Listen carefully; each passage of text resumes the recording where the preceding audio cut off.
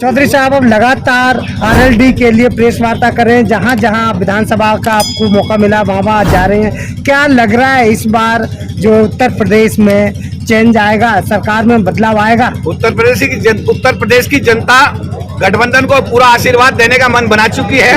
10 मार्च का इंतजार करिए, जिस दिन गठबंधन की स्पष्ट बहुमत की सरकार बनेगी और इस प्रदेश को इस बीजेपी की जो सरकार है से मुक्ति मिलेगी। आप क्या मुद्दे लेकर जनता के बीच जाते हैं जिससे कि जनता को 1 करोड़ रोजगार 5 साल में? हमारे राष्ट्रीय अध्यक्ष चौधरी जयंत सिंह जी ने कहा है कि सरकारी क्षेत्र में हम लोग 1 करोड़ 5 साल की जो हमारा कार्यकाल रहेगा, 1 करोड़ रोजगार हम अपने जो नौजवान बच्चे हैं जो पढ़ रहे हैं उन बच्चों को हम लोग। सबसे बड़ी बात यह है कि हमारा नारा है कि ये जो चुनाव है ये बीजेपी वर्सेस भाईचारा के बीच में। हम प्रदेश में भाईचारा कायम करेंगे, प्रदेश के अंदर कानून व्यवस्था कायम करेंगे, सबको स्कूल देंगे, सबको अस्पताल देंगे।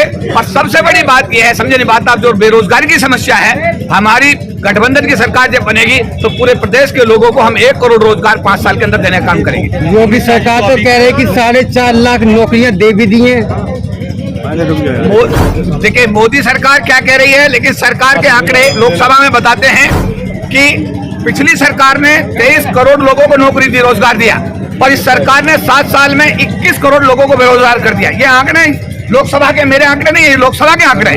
अगर लोकसभा में विपक्ष का कोई नेता परसों अपनी लोकसभा में बोलते हुए बता रहा है कि मेरी सरकार जब थी तो मेरी सरकार ने 23 करोड़ रोजगार इस भारत के नौजवानों को दिए, और आपकी सरकार ने आने के बाद 7 साल में 21 करोड़ नौजवानों को बेरोजगार कर दिया। तो ये तो आंकड़े हैं लोकसभा के। तो युवाओं को हमेशा रोजगार देने का बहाना दिया जाता है। मौजूदा सरकार ने भी यही कहा था कि शिक्षा और रोजगार दिया जाएगा, 2 करोड़ नौकरियां हर साल दी जाएंगी, लेकिन देखने को उल्टा ही नजर आ रहा है। कहीं ऐसा नहीं हो कि ये भी बात जुमले में नजर आ जाए।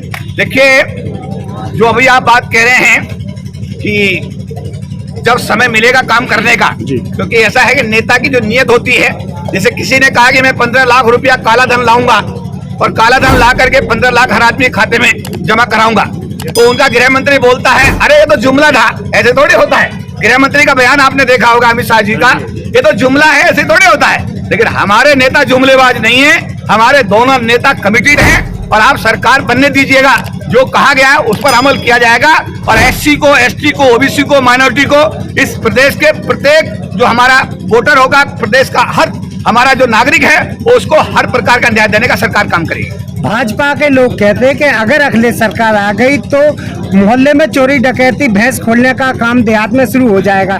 आप इस पर क्या प्रतिक्रिया देंगे? देखिए, बीजेपी भी एक, देखिए भारत में बाबा साहब अम्बेडकर का बनाया हुआ संविधान है, सबके लिए स्पीच की आजादी है, कोई भी आदमी कुछ भी बोल सकता है। और बीजेपी वाले क्या बोल रहे हैं मुझे उससे कोई कंसर्न नहीं है, लेकिन मैं इतना जरूर कह सकता हूं कि गठबंधन की सरकार बनने के बाद पूरे प्रदेश के लोग एक मतलब उनमें एक नई खुशी की लहर होगी, उनके अंदर एक नया विश्वास होगा, और प्रदेश के हर व्यक्ति का उसमें विकास होगा और प्रदेश के हर व्यक्ति को न्याय मिलेगा। सर, गठबंधन की सरकार में क्या लगता है कि कितनी सीटें आप जीत पाएंगे? देखिए, मैं ज्योतिषी नहीं हूँ। गृह मंत्री हमारे अमित शाह जी की तरह जो उन्होंने लोकसभा में बोला था कि 303 सीटें हमारी आएंगी, और जिस दिन बैलेट खुला तो 303 ही आई, तो मैं ये तो नहीं कह सकता, लेकिन मैं इतना जरूर कहूंगा कि प्रदेश की जनता मन बना चुकी है, उसने आशीर्वाद देने का मन बना लिया है, गठबंधन को आशीर्वाद मिल रहा है, और गठबंधन की स्पष्ट बहुमत की सरकार 10 मार्च 2022 को बनने जा रही है। सर, भावनात्मक मुद्दे भी बहुत हावी रहते हैं, और अभी तो योगी जी ने ये भी कहा कि गर्मी उतार देंगे, इस बात को आप कैसे देखते हैं? मुख्यमंत्री, प्रदेश के मुख्यमंत्री बहुत जिम्मेदार होता है, प्रथम नागरिक होता है, सबसे बड़ी पोस्ट पे होता है। भारत की संस्कृति में उसे राजा कहा जाता है, और राजा की जब भाषा बिगड़ जाए तो ऐसा लगता है उसका मानसिक संतुलन निश्चित रूप से कहीं बिगड़ गया है। और मेरी सलाह है योगी साहब को, माननीय मुख्यमंत्री जी को, कि ऐसी भाषा से वो बचें। अगर ऐसी भाषा बोलते रहेंगे तो कहीं प्रदेश की जनता जब उनकी विदाई करे तो विदाई भी बहुत दर्दनाक ना हो जाए। धर्म का जो मुद्दा है वो इस बार क्या नहीं चलेगा? आपको लगता है हिंदू मुस्लिम ये जो इतने, देखिए इस देश की जनता को ना हिंदू चाहिए ना मुस्लिम चाहिए, भाईचारा चाहिए, जो हमारे नेता जयंत चौधरी ने कहा है। और ये चुनावी भाईचारा बनाम बीजेपी है। दूसरा, ना इन्हें पाकिस्तान हिंदुस्तान चाहिए, ना इन्हें जिन्ना और गन्ना चाहिए। धन्यवाद। ये सवाल इनके पैदा किए हुए हैं, ये जिन्ना और गन्ना, कौन जीता, जिन्ना गन्ना? अरे एक जिन्ना कहां से आ गया, गन्ना जीता, ये तो पूरे दुनिया ने देखा। एक जिन्ना तो कहीं जिक्र ही नहीं है, लेकिन इन्होंने गन्ने के साथ जिन्ना को जोड़ दिया। ये हिंदुस्तान के साथ पाकिस्तान को जोड़ देते हैं, ये हिंदू के साथ मुस्लिम को जोड़ देते हैं, मथुरा को जोड़ देते हैं। अयोध्या, क्या अयोध्या इनका ब्रांड? क्या अयोध्या पूरे देश की धरोहर नहीं है? क्या अयोध्या का मंदिर पूरे देश के लोगों के लिए आस्था का विषय नहीं है? क्या पूरे देश के लोग अयोध्या मंदिर को में अपना विश्वास व्यक्त नहीं करते? लेकिन जिस तरीके से इस सरकार ने, इस बीजेपी ने ब्रांड नेम मथुरा को बना दिया, अयोध्या को बना दिया, निश्चित रूप से ये भारत के संविधान का उल्लंघन है। भारत एक धर्मनिरपेक्ष राष्ट्र है और इसमें सभी धर्मों को लोगों को रहने का, बराबर का, सम्मान से रहने का अधिकार है। और जो ये हिंदू मुस्लिम करने का बात करते हैं, ये भाईचारा खराब करने की बात करते हैं, हिंदुस्तान पाकिस्तान की बात करते हैं, ये बहुत हो गया। अब पब्लिक को स्कूल चाहिए, पब्लिक आम इस देश के नागरिक को अस्पताल चाहिए, स्कूल चाहिए, भाईचारा चाहिए। आपको लगता नहीं है कि ये चुनाव में धारा 370 राम मंदिर जैसे मुद्दे काम करेंगे? मुझे लगता है कि ये मुद्दे तो बहुत लोगों ने समझ लिए हैं, लेकिन अगर उनको लगता है कि उन्हें फायदा होगा तो वो अपना निश्चित रूप से इनका इस्तेमाल करने में कोई कसर बाकी नहीं छोड़ेंगे। लेकिन मैं ये कह सकता हूं कि उत्तर प्रदेश की जनता इन सब चीजों ऊब चुकी है। सर, संविधान बचाने की बात हर पार्टी कर रही है, लेकिन हर पार्टी जिस तरीके की गठबंधन देखने को मिल रहा है, सारी पार्टियां एक साथ क्यों नहीं है?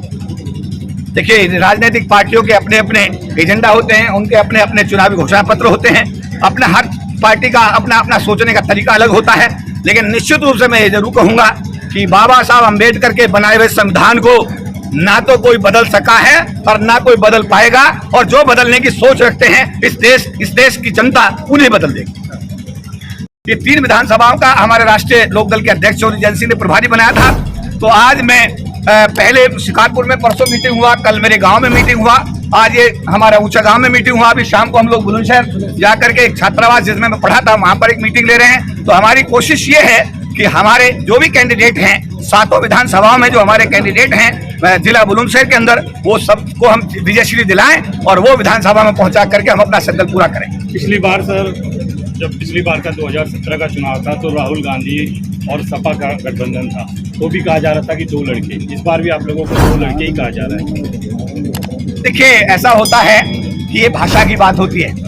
2 लड़के बोल करके, देखिए, अगर उनको भाई बोल दिया जाए तो भारतीय संस्कृति में सम्मान के रूप में देखा जाता है। 2 लड़के अगर बोल दिया जाए तो उसको थोड़ा दूसरे रूप में देखा जाता है। इसके अलावा और भी शब्द होते हैं, ये शब्दों का बड़ा फेर है। और मैं तो बीजेपी के लोगों को आह्वान करूंगा कि भारतीय संस्कृति का अनुसरण करते हुए एटलीस्ट शब्दावली का इस्तेमाल तो सही तरीके से करें। मोदी जी ने कल अपनी वर्चुअल रैली में ये कहा कि ये इस बार का चुनाव हिस्ट्री सीटर को हिस्ट्री बनाने के लिए। अगर वो दीदी ना बोलते वेस्ट बंगाल में तो इतना बुरा हाल ना होता। अगर वो लाल टोपी ना बोलते तो उत्तर प्रदेश में शायद इतना बुरा हाल ना होता। प्रधानमंत्री जी को मेरी सलाह है कि वो प्रधानमंत्री है देश के, पूरे देश के, वो राष्ट्रपति के बाद में नंबर 2 पर प्रथम नागरिक के रूप में माने जाते हैं और पूरे देश के प्रधानमंत्री किसी पार्टी के नहीं है वो। तो अपनी भाषा जब बोले चुनाव में भी तो इस बात का ध्यान रखें कि जिन लोगों के लिए बोल रहे हैं वो उनके भी प्रधानमंत्री हैं। अगर वो उनका अपमान करते हैं तो खुद प्रधानमंत्री जी का खुद का अपमान होता है। सर, चुनाव के दौरान में तेलंगाना के मुख्यमंत्री संविधान हटाने की बात करते हैं, इसकी सत्ता क्या है? मैं फिर कहूंगा, जो भी आदमी जातिगत द्वेष में, देखिए जातिगत, अब भाईचारे की बात हो रही है, सबको साथ लेकर चलने की बात हो रही है। और जो आदमी अब भी जातिवाद की बात करेगा, संविधान को हटाने की बात करेगा, बाबा साहब के अपमान की बात करेगा, भारतीय राजनीति में वो अपना अंत सुनिश्चित समझ ले। अब ऐसे लोगों को भारतीय राजनीति में कहीं स्थान मिलने वाला नहीं है। ये देश बाबा साहब अम्बेडकर के संविधान से शुरू हुआ था और ये हमेशा बाबा साहब अम्बेडकर के संविधान के साथ ही चलता रहेगा।